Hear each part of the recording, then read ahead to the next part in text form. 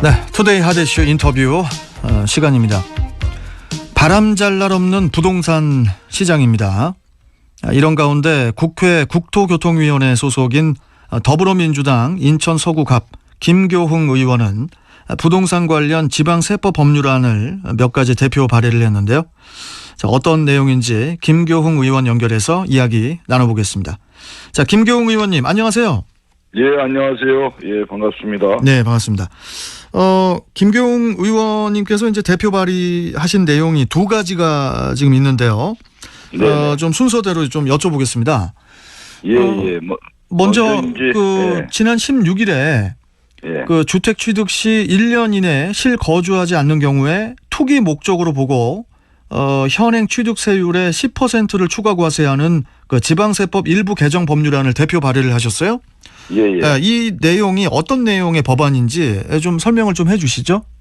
예, 이 법안은 이제 투기 수요를 차단하고 실거주를 목적으로 하는 주택 구입이 일반적인 주거 주택 거래 형태가 될 수 있도록 세제 정책을 개선한 것이죠. 네. 그동안에 보면 서울의 아파트 거래 중 52.4%가 전세를 끼고 거래한 갭 투자였거든요. 그리고 강남 같은 경우에는 72%가 넘고요.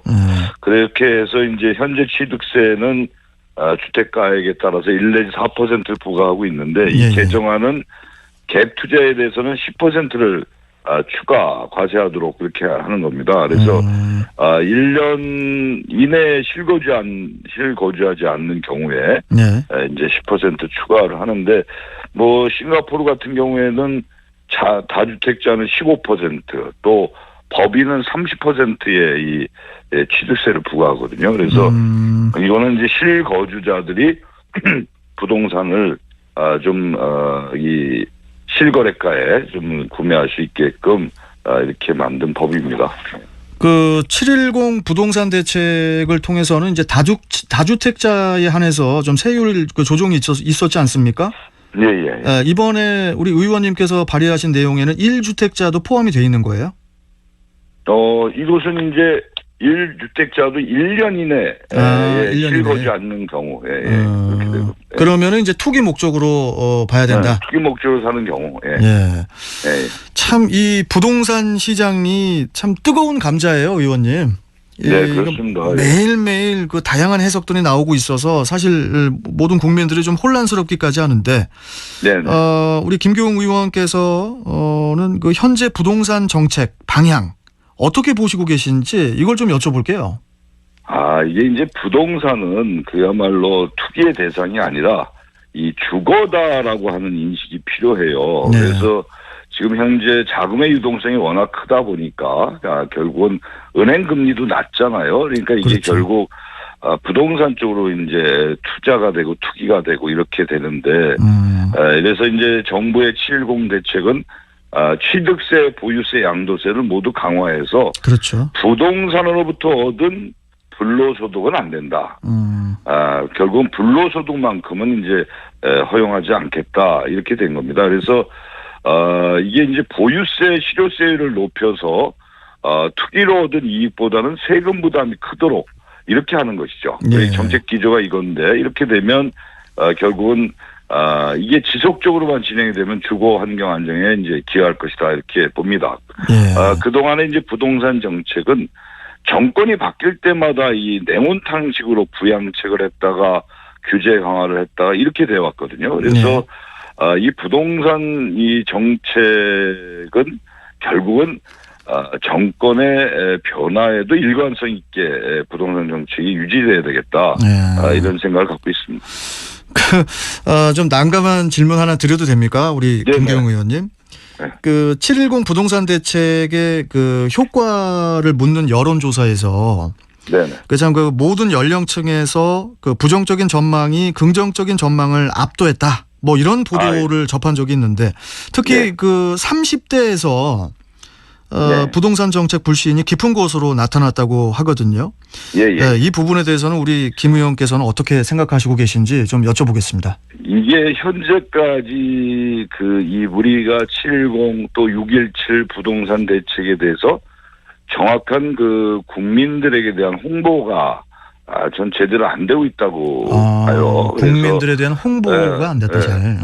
이거 제대로 홍보를 좀 해야 되겠다 이런 생각이 있고요. 또 하나는 이제 이게 규제를 하는데 이 뒤에 제가 법도 만들었습니다마는 투기 과열 지구라든가 또 조정 지구를 전에는 이제 핀셋 규제를 했거든요. 그래서 이 읍면동으로 규제를 해왔는데 이번에는 이제 각 구단위 시단위로 넓혔어요. 그게 이제 이번에 23일 날 발의하신 내용이죠. 그러니까 이런 부분들이 이제 조금 문제가 되고 있죠. 그래서 결국 이제 이 부동산이라고 하는 부분을 뭐 여러 혹자들이 얘기는 많이 하고 있지만 가장 중요한 것은 뭐냐면 부동산은 주거다.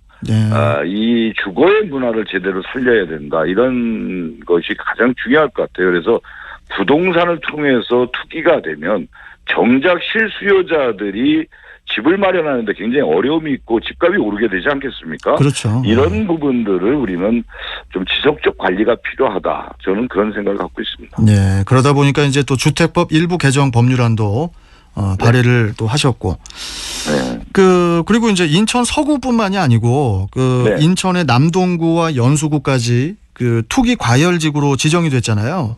네네. 참 그 속내를 또 이렇게 들여다보면은 좀 안타까운 사연들도 많더라고요.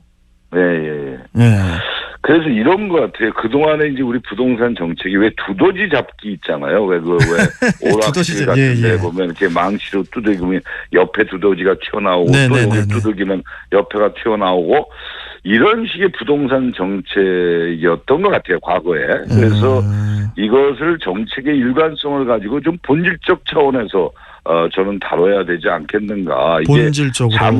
잠시 미봉책으로 여기 맞고 예를 들어서 강남 집값만 잡으려고 하면 이 부분은 안 돼요.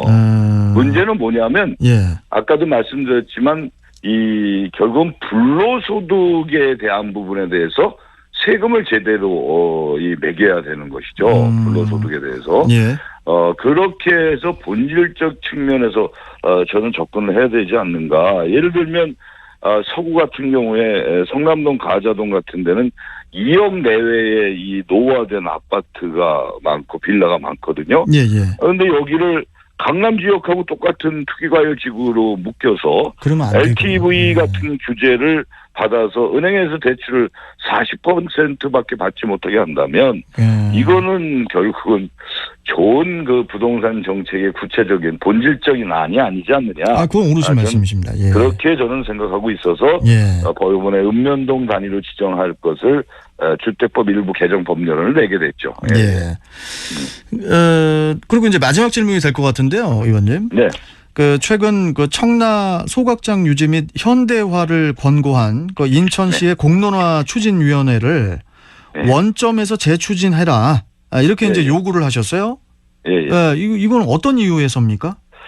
우선 공론화위원회 또 공론화 추진위원 여러분들이 정말 고생 많이 하셨습니다. 그러나 이제 중요한 것은 인천의 공론화위원회가 사실은 신고리 5, 6호기 원전의 부분에 있어서 공론화를 추진한 거를 기준으로 해서 했다고 그래요. 그래서 제가 이제 신고리 원전 쪽에 공론화위원회 자료를 좀 받아보니까 결국은 여기는 정말 객관적이고 공정성 있게 준비를 해서 실행을 했어요. 그거는 뭐냐면은 우선은 그 지역에 이제 해당 지역 주민들의 의견이 찬반이 있을 수 있잖아요. 그럼요. 반대 의견도 굉장히 소통을 잘했어요. 소통위원회라는 걸 산하 분과에 둬서. 근데 이번에 우리 인천시에서 공론화위원회는 청라 소각장 같은 경우에 청라 주민들하고 전혀 대화조차 없었거든요. 이런 그 소통의 문제가 있었다. 두 번째는 대개 공론화위원회는 해당 그 관계 공무원들이 들어가서는 이제 공정성에 위배된다고 해서 공무원이 배제됐거든요. 이 신고리 원전에서도. 근데 여기서는 공론화위원회 몇 분의 고위 공무원들이 이제 포함이 됐죠. 그리고 대개 이제 공론화위원들이 해당 분야의 전문가들이잖아요. 그러면 공무원들은 그 공론화위원회에서 자료를 요구했을 때 자료만 드리면 되잖아요. 예. 근데 이것을 해당 주무과장이 직접적으로 PT를 통해서 설명을 하는 경우에는 정책 방향이 기울어질 수 있다. 저는 그렇게 생각을 하고요. 또 하나는 신고리 원전 때의 공론화위원회는 이제 공론화위원회가 있고 그 공론화위원회에서 추진하는 사항들을 검증하는 중립기구가 있었어요. 그게 서울대 사회과학연구소에서 사실은 그런 검증기관의 역할을 했는데 이번에 이 우리 공론화위원회는 공론화위원회 그 자체가 모든 것을 다 진행했다는 거에 문제가 있죠. 그러니까 어떻게 보면 되게 일방적인 그 공론화 추진위원회였다 이런 말씀이시군요. 그럼요. 그래서 오히려 이렇게 공론화위원회를 하게 되면은 더 해당 지역의 주민들의 의견을 수렴하지를 못하기 때문에 더 비판적인 부분으로 갈 수 있다. 그래서 오히려 저는 이 공론화위원회가 좀 더 객관적이고 공정성 있게 해당 지역 주민들을 만나야죠. 만나서 청라의 소각장이 18년 이상 지금 해왔고 전에부터 주민들의 반대가 부딪혔고 각종 시위가 있었고 엄청난 주민들의 비판이 있는데 이걸 공론화위원회라고 하는 몇 분의 이 시민 참여단에서 이걸로 어떻게 하려고 합니까? 저는 정말로 걱정이 됩니다. 이런 식으로 앞으로 인천시가 향후에 중요한 과제들을 이러한 공론화위원회를 통해서 한다라고 한다면 저는 걱정이 많이 되죠. 자, 이제 걱정을 상당히 많이 하시는 그런 목소리이신 것 같습니다, 지금. 자, 그 지방세법 이번에 그 개정을 통해서도 실거주자의 주택 마련의 기회가 더 늘어날 수 있는 그런 계기가 좀 마련되길 바라보겠습니다. 열심히 하겠습니다. 아유, 감사합니다. 또 다른 사안으로 또 뵙겠습니다. 고맙습니다. 감사합니다. 자, 지금까지 더불어민주당 인천 서구갑 김교흥 의원과 함께 했습니다.